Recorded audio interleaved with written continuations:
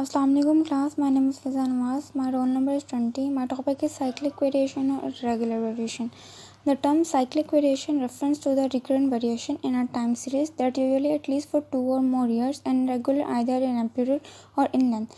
Cyclic variation हम कहते हैं टाइम सीरीज़ को, यानी ऐसा डाटा जिसको टाइम के मुताबिक यानी डेज, वीक, ईयर्स में डाटा को कलेक्ट करते हैं. साइक्लिक मीन एक ही साइकिल को फॉलो करना.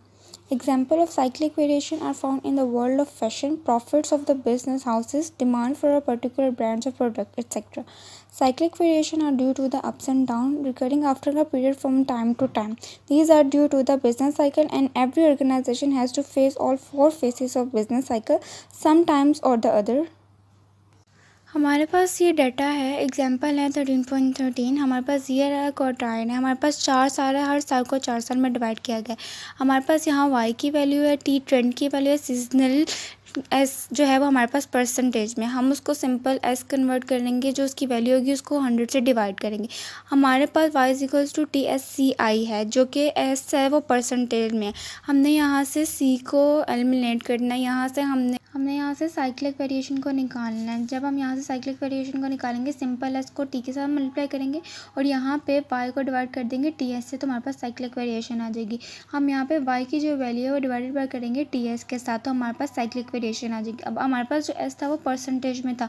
हमने साइक्लिक को भी परसेंटेज में लाने के लिए उसके साथ 100 से मल्टीप्लाई किया. जब हमने उसको साइक्लिक को निकालने के लिए 100 से मल्टीप्लाई किया, तो हमारे पास यहाँ साइक्लिक परसेंटेज में हमने जो एस सी आई निकाला ना, इसकी फर्स्ट 3 एवरेज जो है मूविंग एवरेज को लेना है, उसको 3 पे डिवाइड करना है. जब हम फर्स्ट 3 एवरेज लेंगे और उसको 3 पे डिवाइड करेंगे, तो फर्स्ट वाली को छोड़ के सेकंड पे हम उसके सेंटर वाली के सामने वाली वैल्यूज़ लिख देंगे. इसी तरह बाकी 3 की मूविंग एवरेज निकालने और लिख देना, बाकी 3 की फिर नेक्स्ट की निकालने और लिख देना. इसी तरह हमारे पास सी साइक्लिक वेरिएशन की सारी वैल्यूज़ आ जाएंगी. हमारा नेक्स्ट टॉपिक है irregular variation. Irregular variation are random variation consist 1 or 4 components of time series. They correspond to the moment they appear irregular and generally during short periods.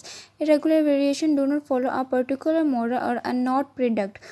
Irregular variation को हम noise कहते हैं. Time series में जिस तरह हम data एक time के मुताबिक डेज, वीक्स, ईयर में जो कलेक्ट करते हैं, उसको हम टाइम सीरीज़ के मुताबिक कहते हैं इरेगुलर वेरिएशन. हमारे पास इसका फॉर्मूला है I is equals to C multiply by I divided by.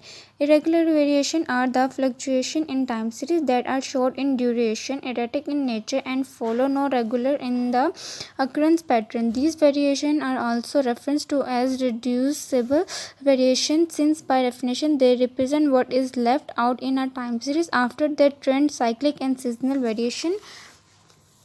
Irregular variation result due to the occurrence of unforeseen events like floods, earthquake, and wars, etc. हमारे पास इसका data है. वही एग्जांपल हमने 13.3 लिया जो हमने साइक्लिक वेरिएशन की थी. अब हम इरेगुलर वेरिएशन निकालेंगे. हमने जब यहाँ से y divide by T S किया था is equal to cyclic variation किया था, जो परसेंटेज में हमने निकाला था. हम यहाँ से साइक्लिक वेरिएशन जब है निकालेंगे, इरेगुलर वेरिएशन निकालेंगे, तो हम यहाँ पर जो c है हम उसको डिवाइड कर देंगे, तो हमारे पास इरेगुलर वेरिएशन आ जाएगी. जब हम अपनी वैल्यू को 0.12.01 को हम डिवाइड करेंगे सी से 1.0493 को, तो हमारे पास 0.97 आ जाएगी. हमने सी आई को डिवाइड करेंगे सी से, तो हमारे पास इरेगुलर वेरिएशन आ जाएगी. हम सब की वैल्यूज़ को डिवाइड करेंगे सी पर, तो हमारे पास इरेगुलर वेरिएशन की इस तरह वैल्यूज़ आ जाएंगी.